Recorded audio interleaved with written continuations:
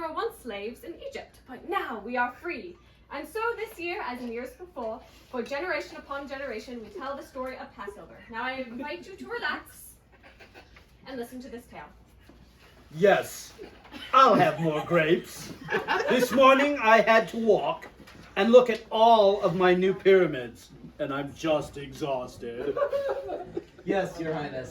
I must tell you that as a slave, we're really doing a fine job at building those pyramids. Carrying bricks is just a disciplinary measure that my 14 sons need. 14? Did you say 14 sons? Indeed, I did, Your Most Fabulousness. Leave my quarters. I must think. This could be bad. I mean, I love having slaves, but now I have thousands of members of strange culture living among us. They are not Egyptians, and maybe they don't even like me. How do I know that it's time of war, that they might not turn against me and fight for my enemies? I must find a way to decrease this Jewish population. A lot. Big arms, go. You have to say it with your hand outstretched. With an outstretched arm. Let's go. I'll help you. Okay, ready? Just act out. Go. Hear he! It is hereby decreed by Pharaoh, ruler of the land of Egypt, that any son this year. Incredible. Imagine. At the Nile River.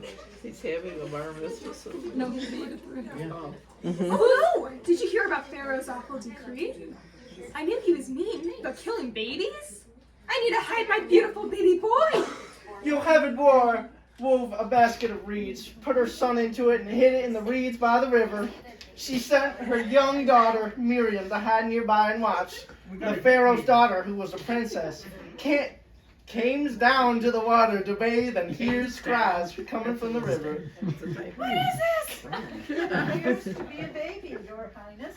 My baby? Why, yes, Your Highness. Incredible. Oh, it must be one of those Jewish babies that my dad... You're so close. Oh, it must be one of those Jewish babies that my dad, the Pharaoh, wants to kill. Make it to the line. Oh, look at this little guy. Oh, look at this little guy. He seems so beautiful and innocent. I know I'll take him home and raise him as my son. He will love me and respect me as his mother. As you wish. Why is he crying?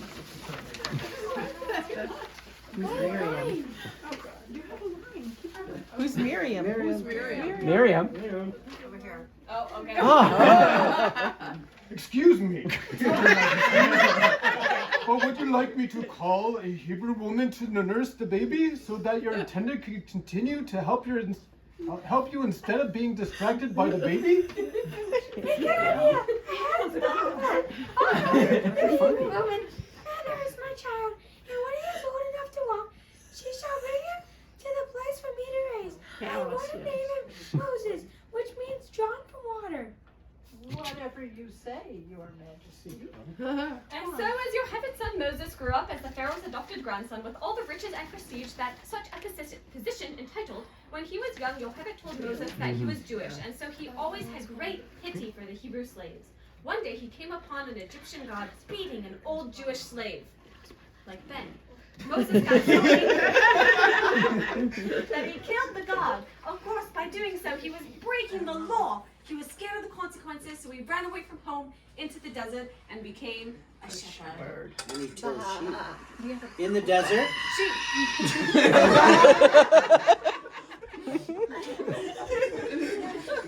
That would be a sheep. So real. One found one of Moses' sheep strayed a bit from the path.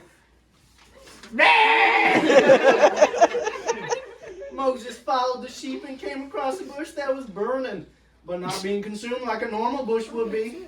While Moses was looking at this, God called out to him. Moses, Moses. Here I am. I am the God of thy father, the God of Abraham, the God of Isaac, and the God of Jacob. I have seen the affliction of my people that are in Egypt, and have heard their cry. I have come to deliver them out of the hands of the Egyptians, to bring them up out of that land unto a good land, flowing with milk and honey. Now, Moses, I need you to go back to Pharaoh and tell him to let the Jews go free and leave Egypt. Moses stuttered when he spoke, so he or she was always nervous to speak in public. Or they. Why should I be the one to lead my people? Oh God. Oh God. God, we Oh, need you. where am I? But I will be with you. Oh, Oh God. but I will be with you. I was looking at Moses. What should I tell the people? Just tell the children of Israel that they need to listen to you because you speak for me. Tell them to leave their homes and everything they have always known and follow you to the wilderness. They'll never listen. And besides, I am slow of speech and slow of tongue. You are right. It will not be easy. I forgot to mention that Pharaoh is not going to simply agree to let his slaves go free. He will take some convincing, and it will not be pretty. Please send someone else. Your brother Aaron speaks well, right? Well, he will have to help. I will only speak to you, but you can tell Aaron what I say, and he can be the one who has to talk to Pharaoh and the people. And so Moses and Aaron went to the people of Israel and convinced them that God had spoken to Moses.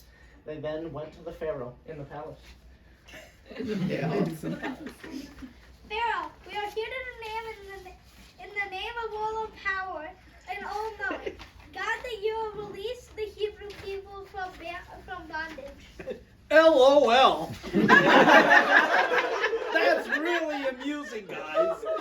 So Moses, back after all these years to bring shame on your own house and your own grandfather? God, you will take that. Go, You go, go. cared for my brother for many years. At one time he loved you as a grandfather, but he is the son of Hebrew slave. If you love him, you will let his people go. Moses, I miss you. Whoa. Hey, who are you? I'm Aaron, Moses' brother. I thought I was his brother. What's his brother? Right, Pharaoh. You do not release, if you do not release this Hebrew, Egypt will be smitten with a greater plague than has ever been before seen. There's no way I'm going to do that. I do not know of your God, and I will not let your people go. Now leave. Alright, so Grandma God then turned the water in the Nile to blood. It was horrible. Everyone needs fresh water to live, and instead the entire river was bloody. Bloody, yeah. Pharaoh called Moses and Aaron back to the palace. He is furious. Okay, this has been horrible. The Nile River was turned to blood, and it's your fault. Everyone is freaking out. Maybe your God is powerful after all. If I let your people go, well, he'll turn it back to water? Yes, of course. We don't want a permanent home. We just want to leave and be free. Fine, then go. So Aaron and Moses left the palace and told the Jewish people to start getting ready for their journey. But then... Hey, get Moses and Aaron back. Yes, Alright, Pharaoh. Moses. We were just leaving. Not so fast. I realize that when you go, will have no one to build my pyramids. So I have hardened my heart and changed my mind. You must stay. Pharaoh, more terrible things will happen to the Egyptian people if you do not let us go. I will take my chances. Now get out of my palace and tell the Jews to get back to work. Soon, Egypt was overrun with frogs. Wherever you looked, there were frogs all over the land of Egypt. Pharaoh called Moses and Aaron back to the palace and said they could leave Egypt. But when they were ready to leave, Pharaoh changed his mind. This happened every time. The next plague was lice, then flies. They were everywhere. Yeah, there we go. Then cattle disease, then boils. Terrible blisters on everyone. Then hail fell from the sky. Big pieces of hail. as big as ping pong balls. Then locusts which ate the plants, including all of the crops. So between the oh, she's throwing. Chuck it at him. Wait, Oh, first shot. Try again. wait. Can I chuck one? Where's the Can fun? I chuck it at him? Hey, we playing beer pong? Can I chuck one at him? Not now. It's too late. You can chuck it at You Pharaoh. missed We don't it. like him. You're gonna hurt somebody. So between the cattle disease which ruined the meat and the hail and the locust which risks a lot of the crops, people were hungry. Then became the plague of darkness. Of course, because it was dark, the sun never came out, and people were cold. Plagues were causing fear and sickness in Egypt. Yet Darkness. the crazy thing was, when each plague started, Pharaoh would call Moses and Oh, Aaron to the darkness. palace and tell them that if their God wanted to make the plague stop, the Jews would leave Egypt. So God would stop the plague, and then Pharaoh would harden his heart, which meant he would change his mind and make the Jews stay. It was a mess. Almost made it. Who is this God of yours? How is it that each of the plagues only affects the Egyptians and not the Hebrews? Pharaoh God is powerful. We don't know what we can do to make you see that eventually. That eventually, wait, Eventually. You have to give in. What will you do now? God has told Moses what the next plague will be. He's going to kill the boy of every Egyptian household, including your youngest son. Pharaoh, don't let this happen. Let my people go. I don't know your God, and I will not let your people go. Get out of my house. Get out. God came to Moses and had him tell the Jewish people to slay a lamb and smear some of its blood on the doorposts of their houses and gates. Then the angel of death flew over Egypt. He took the lives of all the firstborn, except for those in the homes marked with blood. Pharaoh's own son died. It was devastating. The people of Egypt were mourning.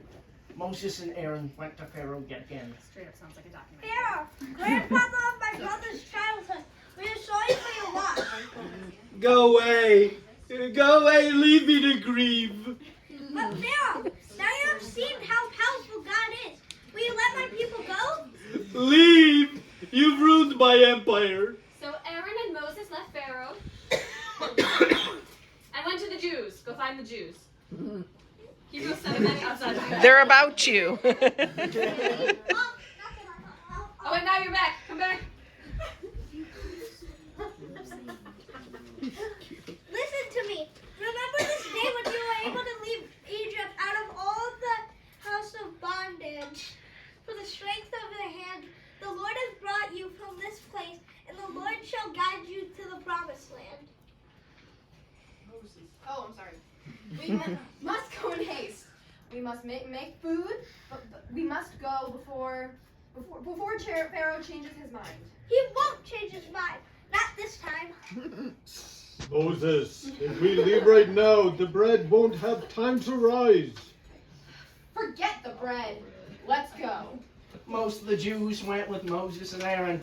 Some who thought the whole idea of leaving their homes and going to something so unknown stayed in Egypt. But meanwhile, I have just let my slaves all go. This is not good for the people of Egypt. All that my father have worked for will vanish. If I lose the Hebrew slaves, who will build the cities? The entire economy of Egypt will collapse without the Hebrews. It will be the end of an empire. I want them back. So again, Pharaoh had hardened his heart.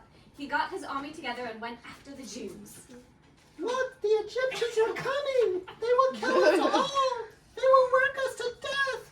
Moses, do something. Do not be afraid.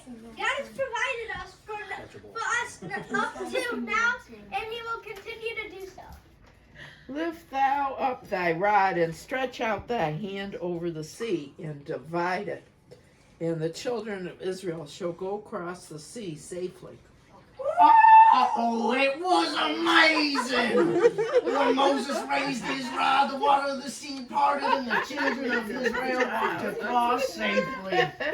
When Pharaoh's army followed in pursuit, the waters closed in upon them. That was a miracle. He made it across the Red Sea. I don't know what God has in store for us. Oh, we are free. And Miriam took a tambourine in her hand. Dear Miriam. Miriam. Take a tambourine. Take a tambourine. And all the women tambourines, and with dance and sing. With Dance dance and sing. You're called. Woo woo. There we go.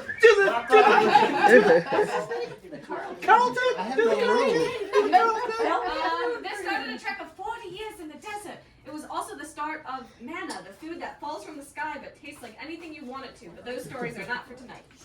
Thank you. The end.